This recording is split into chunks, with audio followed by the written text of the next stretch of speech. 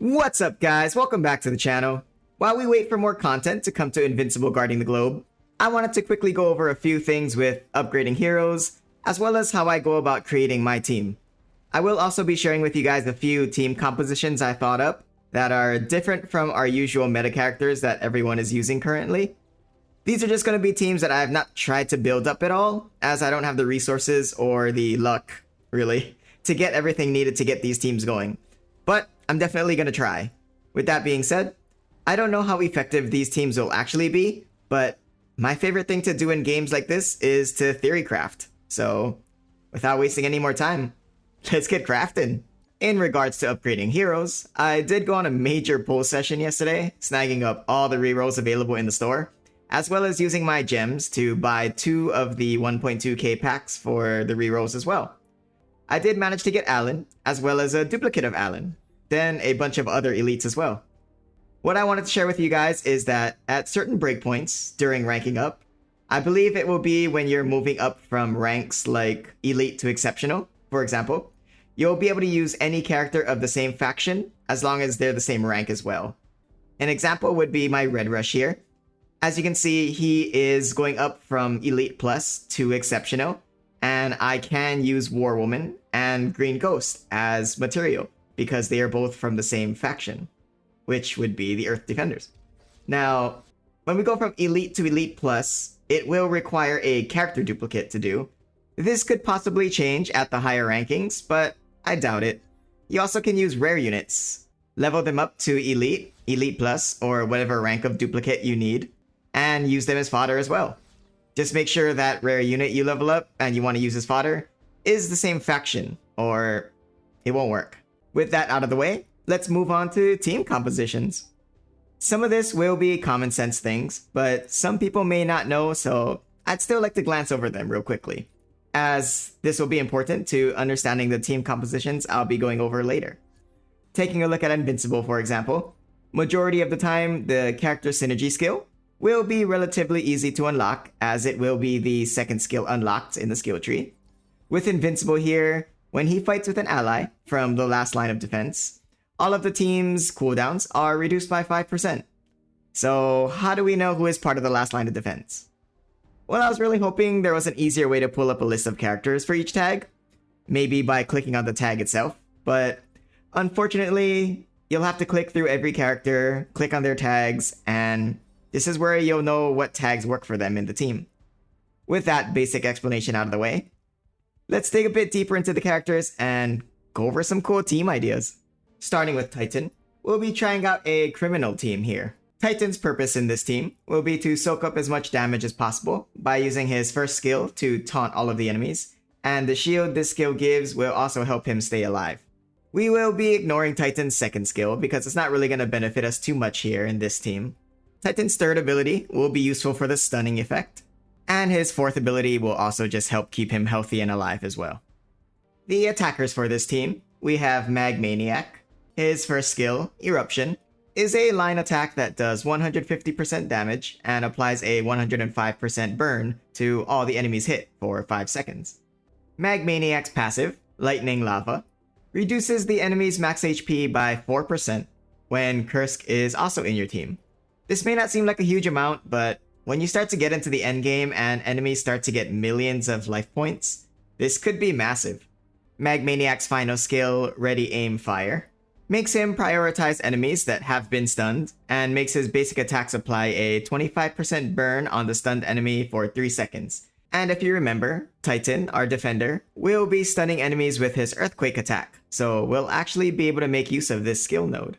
Kursk will be the next attacker of our team. His first ability, Lightning Strikes Twice. Kursk shoots out a lightning bolt that deals 400% base damage per second for 2 seconds.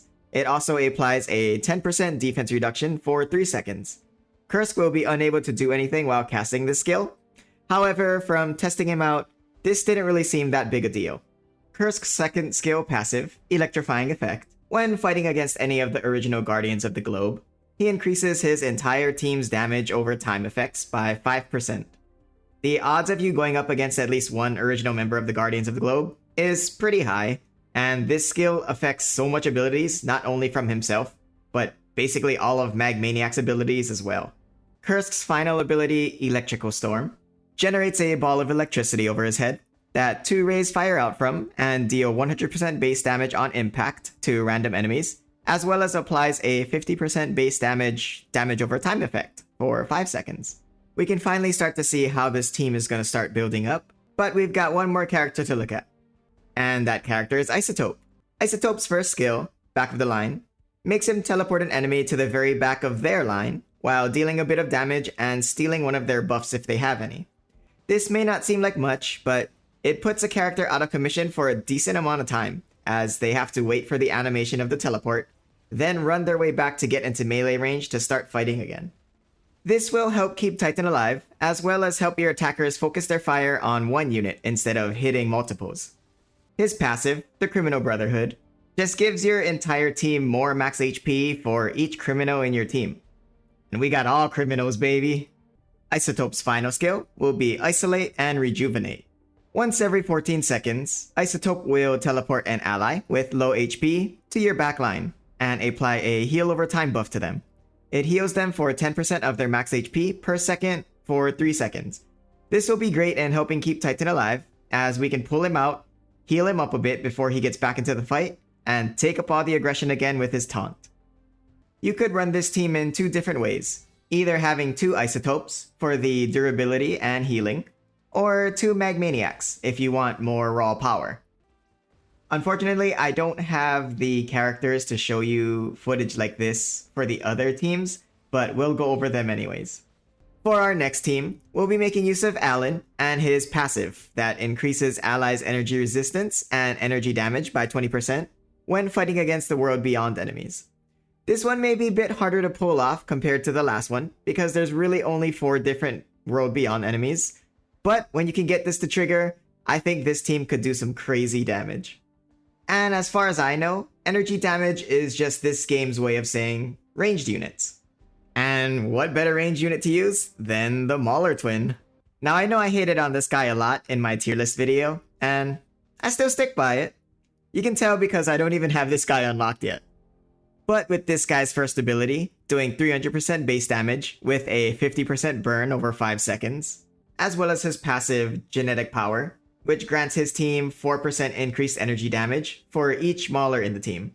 So placing 3 of these Maulers on your team, along with Alan, could net you a massive 32% increase in energy damage for the entire fight. The support I would use with this team is Robot. Besides his multitude of healing abilities, he's one of the only ranged elite supports apart from Adam Eve. And the defense reduction from his first skill would make our Mauler boys hit even harder. Next team on our list is one I'm actually trying to work towards right now. I'm really excited to give this team a try, and it's a team based around Damien darkblood. Taking a look at Damien's skills, his first ability, a Dance Macabre, bounces Damien from one enemy to another, reducing their defense by 10% for 3 seconds, while also dealing 200% of his base damage with each impact. Before we touch more on this skill, let's get through the rest of his skills. His second ability, Dark Alliance, heals all allies from the world beyond for 5% of Damien's max HP when an enemy dies, and it also increases the critical chance of his allies from the world beyond by 10% if an ally dies. Last but not least, his third skill, Silent and Deadly. Once every second, Damien chooses a new target at random, becomes invisible, and goes to their position. He silences them for 1.5 seconds and deals 250% of his base damage. Now this skill, I honestly have zero idea how this is supposed to work, and is the main reason my interest was piqued on this guy. If you have 3 Damien Darkbloods running around literally being invisible every second of the fight, how can they possibly get killed before wiping out the entire enemy team if the enemy team can't even see them to attack?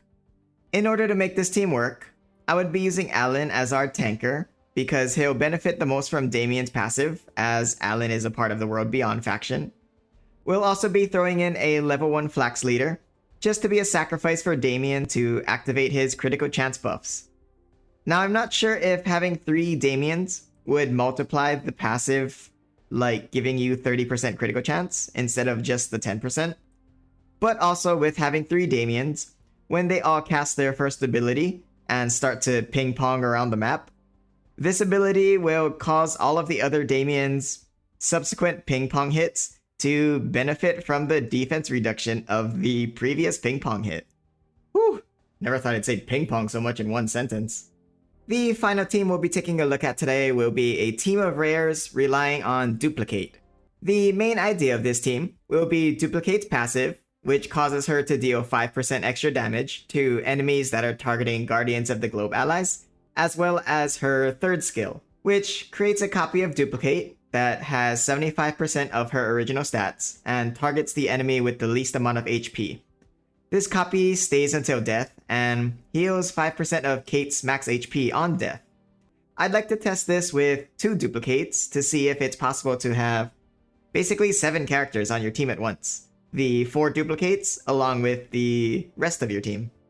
Speaking of the rest of the team, the other units I would run with this character would be Black Samson, because he is a member of the Guardians of the Globe, which would trigger Duplicate's 5% bonus damage, and Black Samson's first ability causes him to taunt enemies, making it much easier for Kate to get that bonus damage.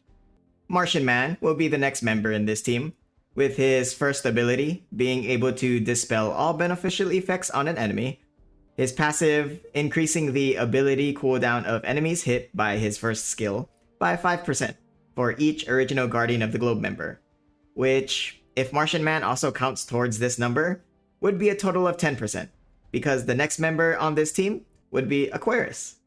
Along with Martian Man's beneficial effect dispelling, Aquarius's first ability summons a water stream on every enemy, dealing 180% of his base damage to them, as well as removing a positive effect on them. His passive reduces the duration of negative effects by 3%, and it goes up to a total of 6% for us having Kate and Black Samson in the team. His final ability creates a bubble shield every 16 seconds for 50% of his attack power on the ally with the least amount of HP for 5 seconds. This will help keep Black Samson alive and defending your team.